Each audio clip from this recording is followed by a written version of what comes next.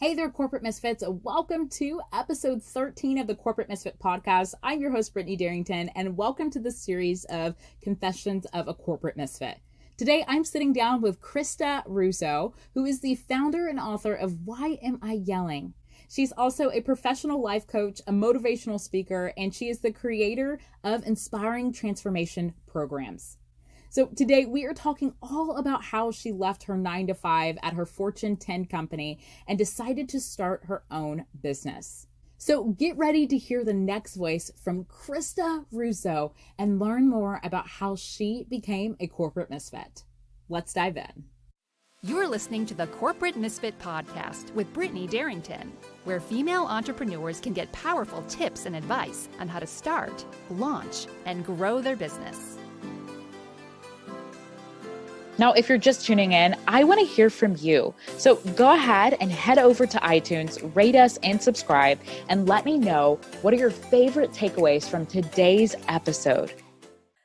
Krista, I am so excited to have you on the Corporate Misfit podcast. Thank you so much for joining me today. Thank you for having me. I'm super excited to be here. Well, I am excited to learn about how you left the corporate world and left your sales role and became a corporate misfit and building your own empire and helping others to really transform their lives and become the person that they were called to be. So how did you leave corporate America? It's kind of a long/short story. So I worked for a very large corporate Fortune 10 company for 16 years. Mm-hmm. And I just was in a position where I had been through so many, I had survived, not been through, but I had survived so many acquisitions and mergers and downsizings and reorganizations and all the things. And I'd worked myself my way up through the corporate ladder, so to speak. Mm-hmm. But I wasn't really feeling fulfilled. And for the last 6 months that I was there, I had the opportunity to really think about what I wanted to do because I knew that there was another restructuring coming with the company. Mm-hmm. And so it was kind of like, okay, I live in New York City. I will always have a place here. This is where our headquarters is. But I also realized that there's an opportunity possibly for me to maybe take the money and run kind of thing. And so that's what I did. I, sat down. I was at a point in my professional life where I was feeling very unfulfilled and unappreciated.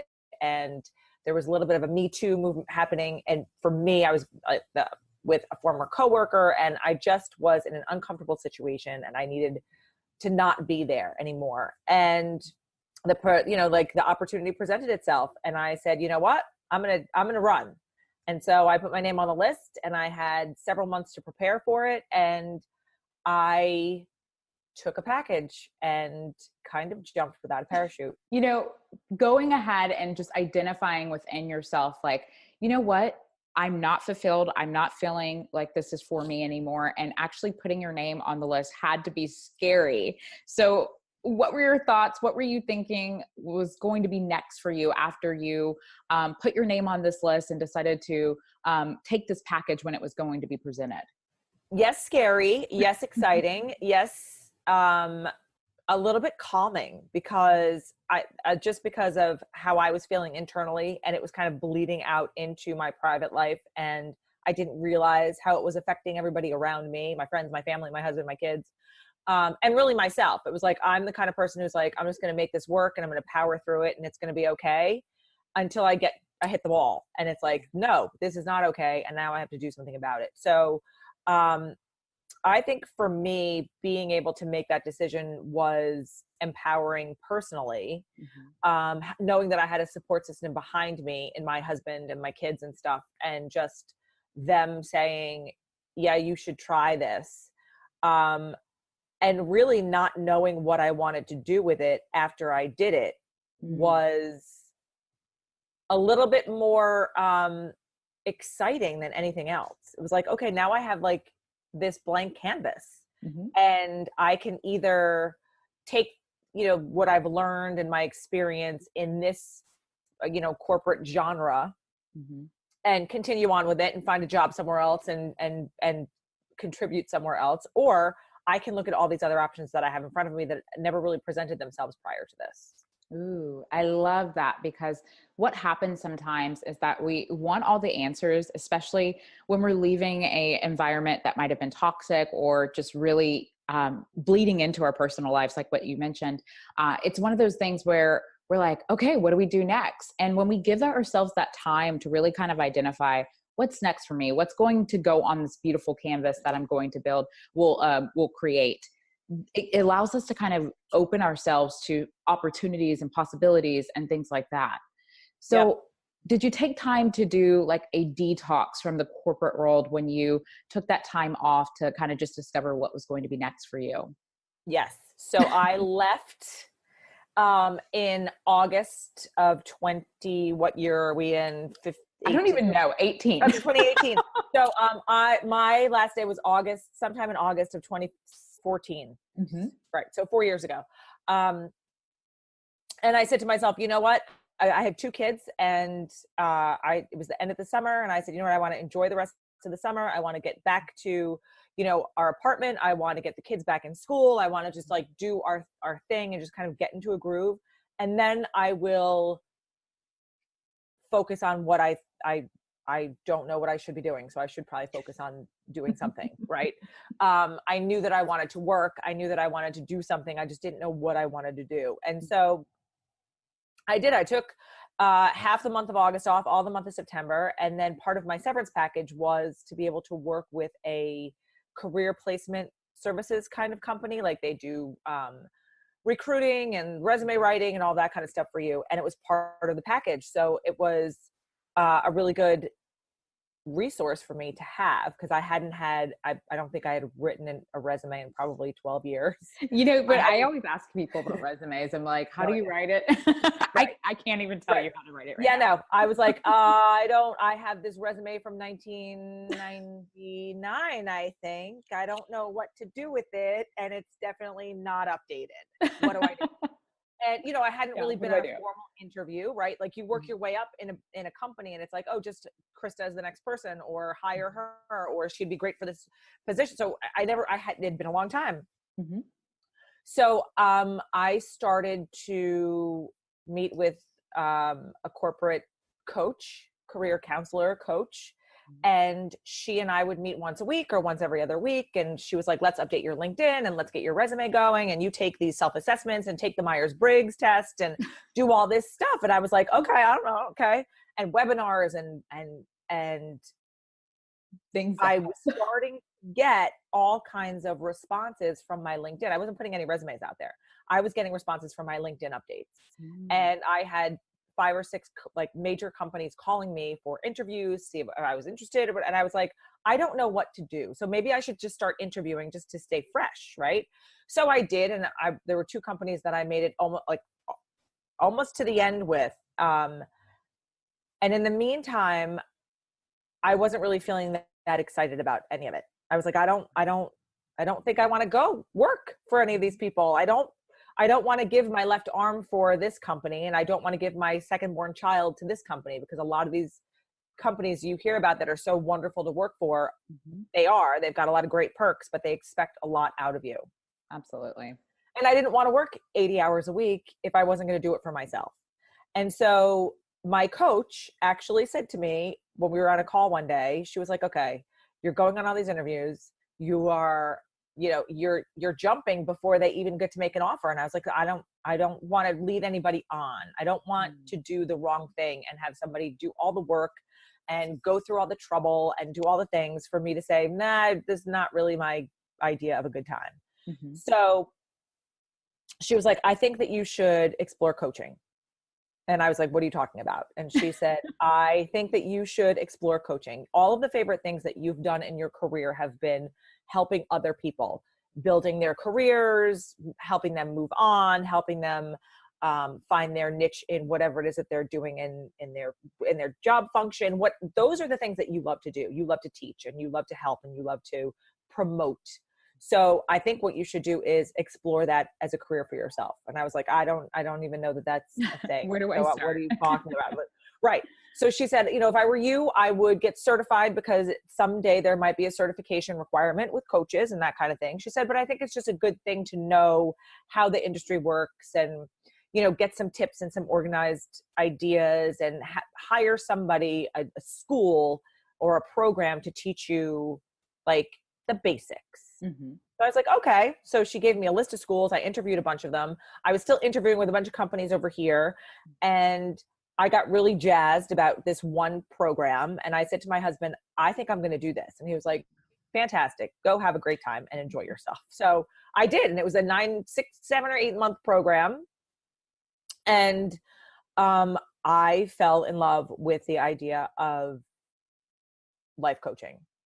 I was like, this is what I need to be doing. Mm-hmm. And I didn't want to be a corporate coach. I didn't want to be, a career coach. I didn't want to go back into that environment. I wanted to do something that was more associated with the lifestyle that I was leading at the time and still am, right? I'm a mom. I've got 2 kids. My schedule is really important. Their schedules are very important. I didn't want to have to punch a clock. I knew that there was a bigger message out there. And in the meantime, I, several years ago, started writing a blog called Why Am I Yelling? Mm-hmm. And it just kind of fit as I was moving into this phase of my life to keep that as my brand, so to speak, and turn that into a coaching business and a writing business and all the other things that I do with it, since it has kind of morphed into its own identity. So, wow.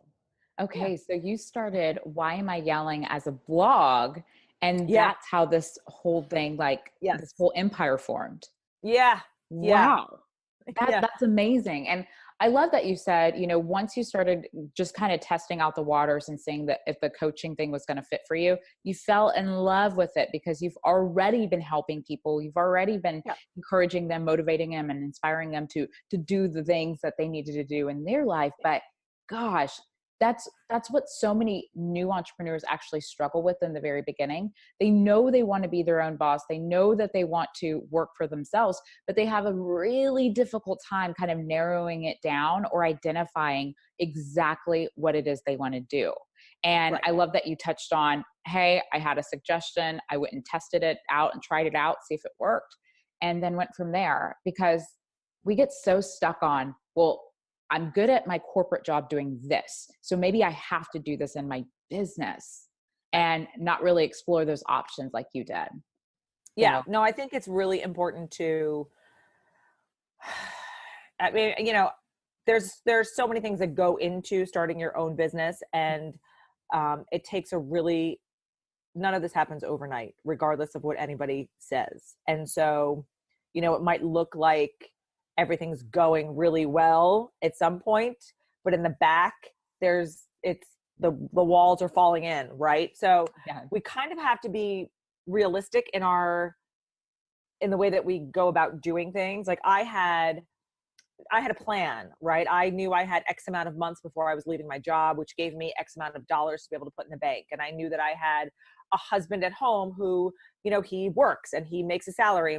There was a plan put in place. I didn't just jump and say, okay, well, I'll figure it out. Right. And trust me, every day of my life is pretty much like that right now since I started this business. But there's kind of a rough draft in place.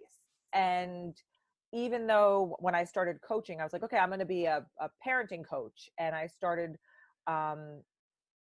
going to trade shows and hitting up the mom groups and doing that kind of stuff. And I made a contact at Babies R Us, and I would go to the Babies R Us's in New York City, and I would do coaching to expectant and new parents. And what I realized was, I don't want to just limit myself to parenting. I want to broaden that. So then I moved into relationships and life coaching, and I've helped people do career coaching when they wanted to change their jobs, because that's something I have experience in, and how I did it for myself, kind of thing. So I think if you don't limit yourself and you allow yourself to explore different areas of interest, you might actually find something that you are truly in love with doing. If you're working a 9-to-5 right now and you just can't stand it and it's really just a paycheck, then make a plan. Real, I mean, don't, listen, I'm all for living on the edge because it is what it is, but make a plan and maybe get a side job or start a side hustle or, get a part-time job and do something else. There's so many options. You don't have to quit your job. That's what I love. I love that you said that, because you made a game plan for yourself. And I know there are some people who, plans don't work for them and they choose not to do the plan route. But I know, like, even just for myself and people that I have worked with, and I'm sure that you've worked with, creating that plan is, sometimes it might not always go that way. Sometimes you have your detours, but I think of it like a GPS system. Like when you're getting in the car and you have no idea where you're going, are you going to just get in your car and waste gas and just drive around the road? Right. Right. You want to have guidance on where it is that you want to go. So you can prepare for some of those detours. You can prepare for, like, hey, this didn't happen the way I planned, or now I'm in traffic. So you can plan for it. And so I love that you actually made a plan and you had an idea, even if it were a rough draft or a full extended plan, but you had some sort of idea of where it is that you wanted to go so that you could get to that next place. Yeah. Now, once you discovered and you kind of dabbled in all the different areas of coaching, how did you know, like, who your ideal customer was once you kind of went through all these different areas? How did you identify, like, who you work with today? A little bit trial and error, Mm-hmm. not gonna lie. And really a lot personal experience. Mm-hmm. So I currently, mostly right now, work with women who are wanting to make major change in their lives, mm-hmm. whether it is their personal life, their professional life, their change within themselves, within their relationships, whatever it is. And that stems from a personal experience that I had after I started coaching. Mm. I started a project with somebody and it kind of went south and I got burned in the process. But during that process, I was coaching 4 women, and that whole thing, like the whole experience for me, made me want to help more women figure out what it is that they're good at, or help more women get out of a situation that they are not comfortable in, or help them find their true love for themselves. Right. So it really kind of was through a good experience gone bad kind of thing that I really focused in on my client base now. And it, sparked the book that I just finished writing, and has really changed the direction of the way my brand is going and the way my business is looking. Mm. So, and that happened, a year and a half ago. So I've been coaching for 3 years and it's still evolving and changing. Mm-hmm. Yep. I love that, because what usually happens is sometimes when, especially aspiring entrepreneurs, go into business, and once they open shop, whether that be digitally or in person, when they open shop, they're afraid to make any changes just because they're like, my business plan said this, or I had this set plan of only helping these types of people. Right. And I love that sometimes you just go through this experience, whether that be a client where you're like, I will never work with that person again, yeah. or you get burned or whatever it may be, because it can help you to kind of pivot and really identify what it is that you do enjoy and who you want to work with, so you can get in front of them. Now, absolutely, marketing is something that so many new businesses struggle with, especially in sales and marketing. So I know you come from a sales background. How did you kind of make that transition from working within sales and the corporate world and applying that to your business, if you did? I took what I knew and kind of applied it. And then I just, this all trial and error, seriously, and patience, right? You have to test the waters. And I really felt like, I needed to get my business visible, mm-hmm. and I needed it to happen, pretty quickly. Right. So I was writing a blog, and so I updated I got a real website and made that a thing. And I started a Facebook group for Why Am I Yelling? So people are in the group. It's a private group. You want to join the group? Great. Join the group. I have a business page. Instagram. Like social media is so big. Even if you're not in the online space, people go to your website, they go to your Instagram, they want to see what you're up to, they want to check your Facebook, they want to see what's going on in social media, they want to follow you and follow your life. I'm not a big subscriber to the Instagram life. Oh, yeah. I don't think that everything needs to be pink and gold and glittery. I think that everything needs to be, especially for what I do, I think it just needs to be a reflection of your life. And so for me, it's all about positivity and that kind of thing, but really doing it in an authentic and real-time way. So if you follow me at all anywhere, that that in the morning you're going to get an inspirational quote from me, and it's going to be branded with my with my colors and all that kind of stuff. But then the rest of the posts for the day are really going to be like, this is what I had for lunch today, and here's my 7-year-old having a tantrum, like or I'm on the soccer field again because it's Wednesday night and I'm freezing. You know what I mean? Like, I just feel like that's what people are craving and wanting. We're so, we're in our faces so much noise in our ears and our heads. And society really does, they play 100% it plays 100% of the role in that, right? Yeah. We are programmed to believe that the Kardashians are what we should aspire to be. And we are programmed to believe that, right? I mean, like, we all want to be 18-year-old Kylie Jenner's worth $1 million driving Ferraris, but that's not real life. And oh, by the way, that doesn't equal happiness.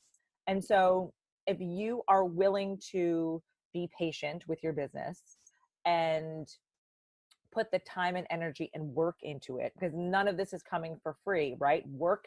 For me, everything I do, everything I write about, everything I talk about, the underlying message is you have to put the work into it, into your relationships, into yourself, into your business, into your partnerships, right? So absolutely, if you're not willing to do the work, then you're never going to be successful at whatever it is that you want to do in any aspect of your life. You really need to make the commitment to say, okay, I'm going to start this business, and this is what I think I want it to look like, and be prepared for it to not look anything like that in 6 to 12 months, because you're going to make a hard right. And then all of a sudden you're going to make a hard left, and your head is going to be on the floor, like rolling around, like, what the heck just happened to me?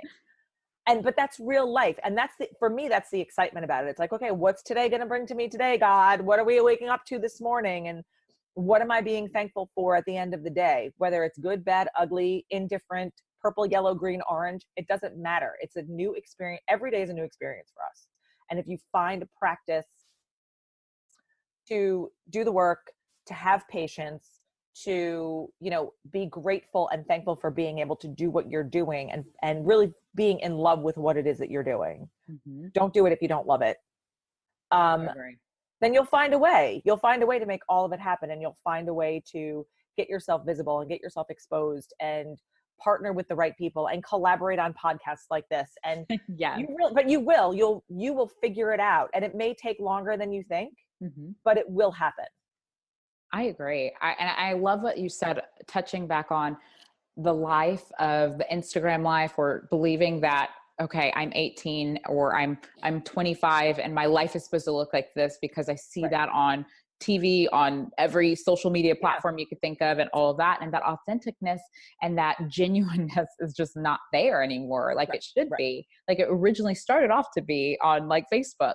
Yeah. And so it's so interesting, because a lot of people forget that, especially us female entrepreneurs, we see another mom, or we see another female entrepreneur making it look so easy because of the pictures that they post, but not really thinking deep down inside, or truly understanding what work did that person have to do to get to that specific spot, because it all takes work, like what you said, and developing routines and practices to help you to get to where you want to go.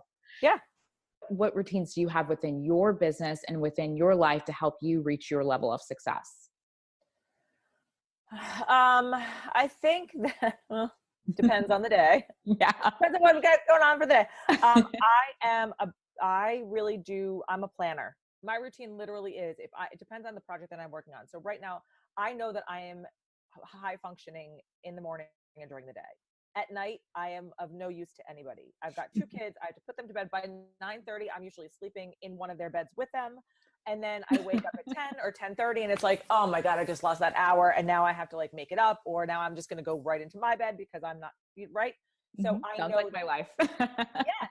So between the hours of 8:30 and 11:30 is when I'm super productive. So that's when I get a lot of my like busy stuff done. Like if I'm writing or if I'm editing or if I have to do a blog post or if I'm creating content for any of my social media posts or any of that kind of stuff, that's when I do most of my engaging because my mind is free from the clutter.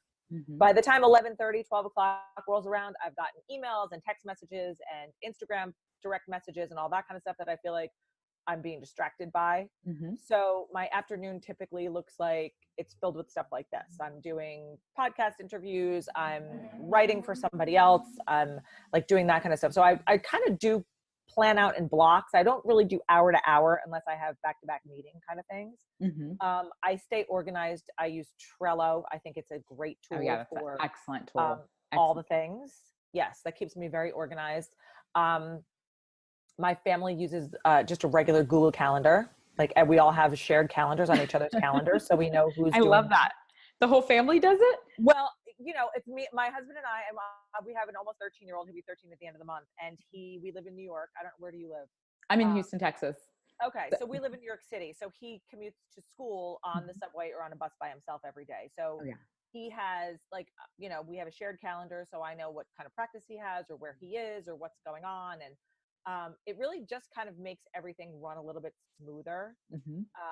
Meet us here, do this, and we can kind of communicate through the calendar or through our, family chat or whatever. So I like to use those kinds of tools. I'm not so granular that it's like I don't deviate from whatever's happening in the plan because I think that's unrealistic. But, I agree. I think having a loose plan for all the things is a good idea. I would totally agree. And I love that your whole family is doing this. So everyone's staying connected. I'm going to try to get my family on this. Everyone pull out your Google map, your Google just calendar. Stick your stuff in there. It's all good. Start putting Everyone's it in. got a different color. Now, I am so excited to hear all about your book.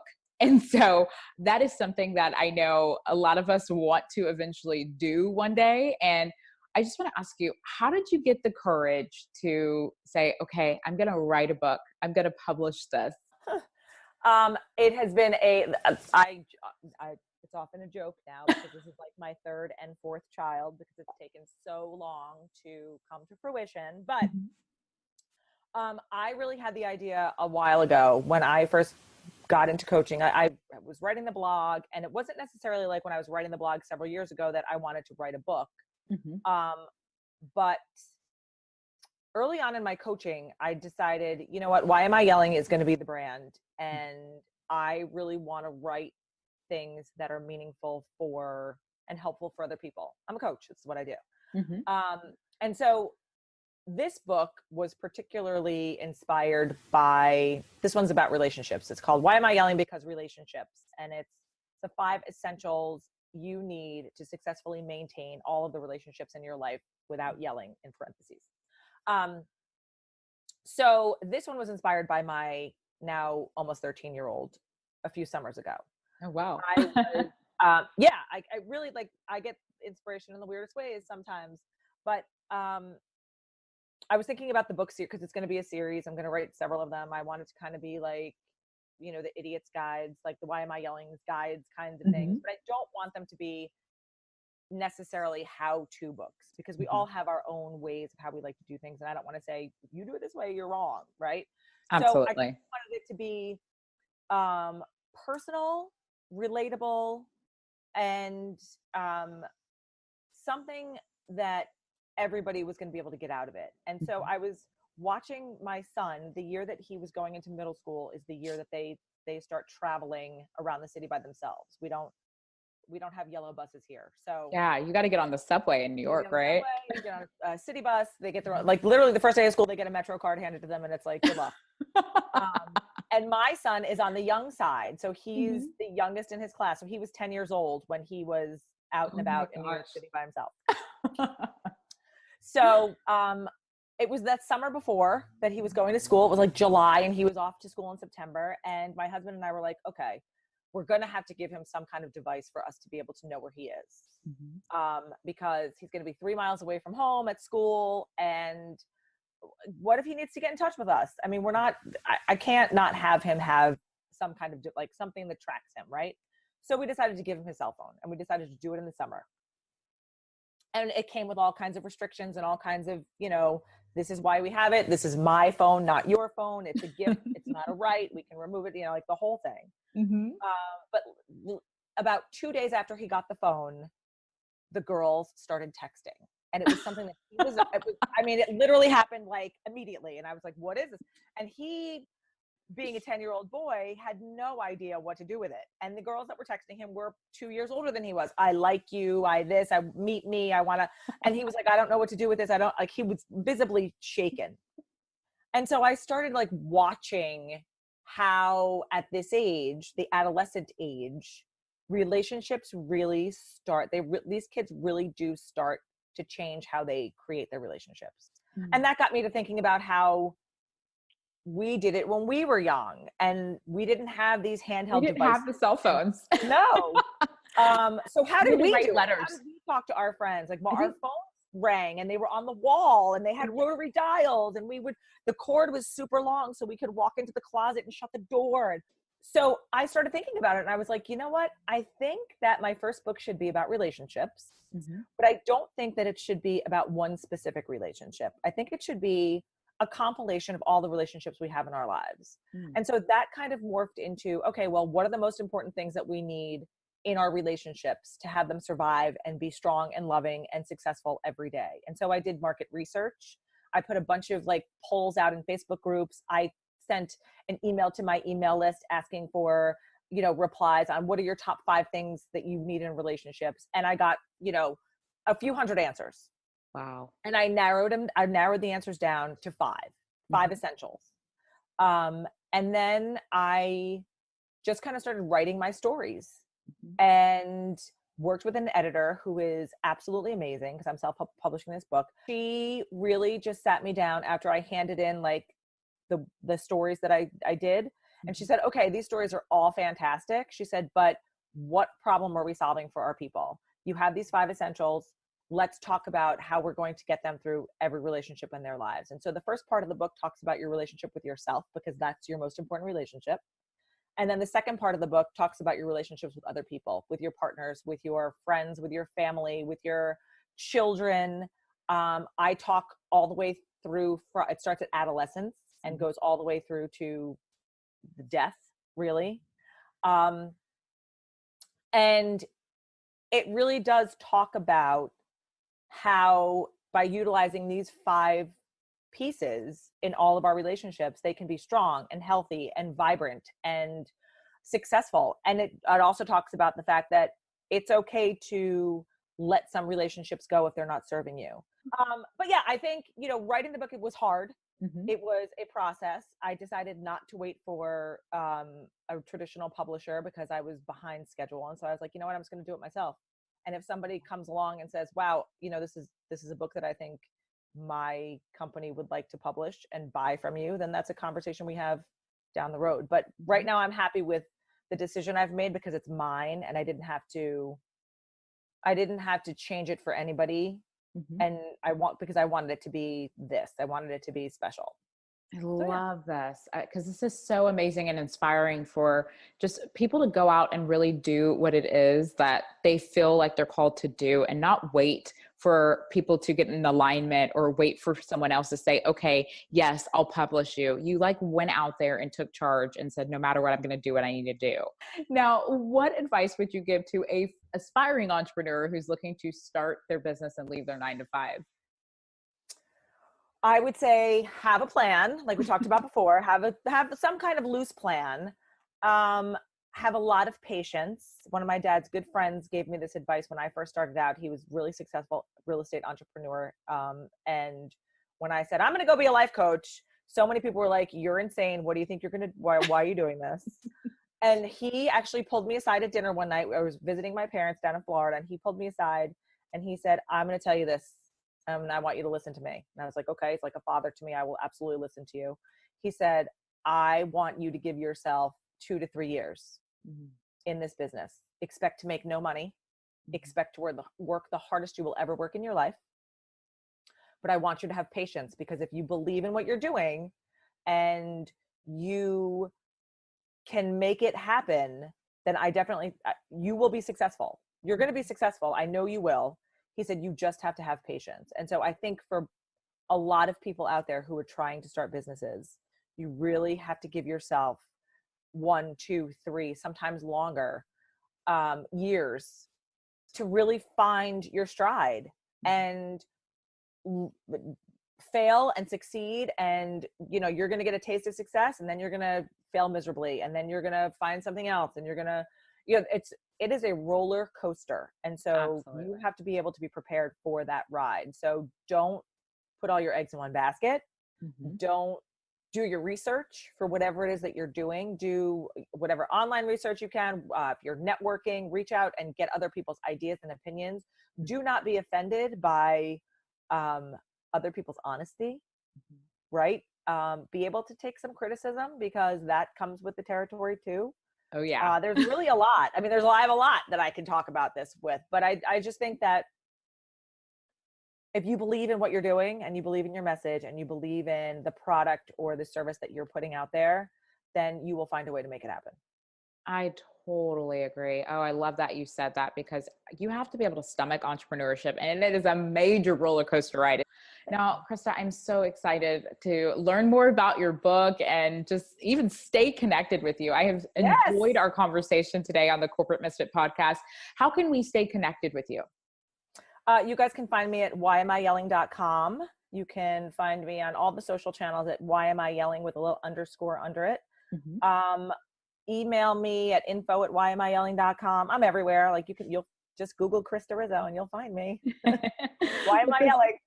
Why am I yelling? Krista, I'll make sure to leave all the links in the show notes for our audience to stay connected with you and all of that amazing stuff. And thank you again, Krista, for your time. And I cannot wait to stay connected. Yes. Thank you for having me, Brittany. It was a pleasure. If you've enjoyed today's episode of the Corporate Misfit podcast, we invite you to check out the Corporate Misfit Club. The Corporate Misfit Club is the essential resource for female entrepreneurs who are looking to start or grow a business they actually love. Whether you are a seasoned entrepreneur in your startup phase or simply thinking about taking the leap into entrepreneurship, we've got your back, girl, with our extensive course library, monthly training, exclusive members-only discount perks, and unlimited tools. We also have a supportive community of women where our members share stories, experiences, their wins, and business tips. The Corporate Misfit Club is the perfect place to be to start, launch, or grow a business. So check it out at corporatemisfitclub.com.